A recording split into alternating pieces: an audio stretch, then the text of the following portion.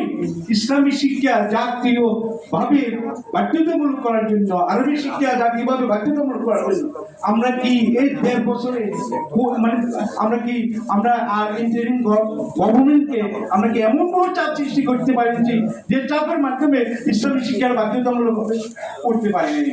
আমরা দ্বিধা বিভক্ত, আমরা ঐক্যবদ্ধ নই। আর এই ঐক্যবদ্ধ নয় বিধায় আমার একটা কথা মনে আছে এখনো, শহীদ রাষ্ট্রপতি জিয়াউর রহমান একটা পরিকল্পনা গ্রহণ করছিলেন যে প্রত্যেকটা বৃহত্তর 19টা ডিস্ট্রিক্টে 19টা সরকারি আলিয়া মাদ্রাসা সরকারিকরণ করা হবে।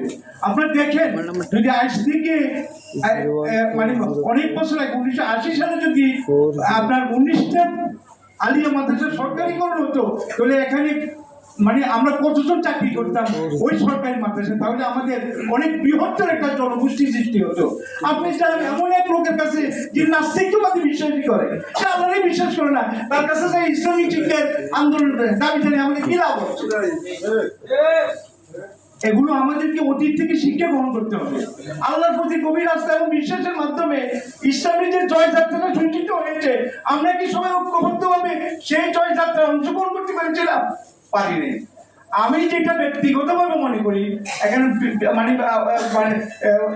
দীর্ঘ বক্তৃতা দেওয়ার কিছু নাই, সেখানে হচ্ছে এই যে ব্রাকের নামে ব্রাক, তারপর আপনার আশা এবং অন্যান্য এনজিওর নামে এখানে লেখা হয়েছে যে 60,000 প্রাথমিক বিদ্যালয়ে তারা অনানুষ্ঠানিক শিক্ষা দিচ্ছে।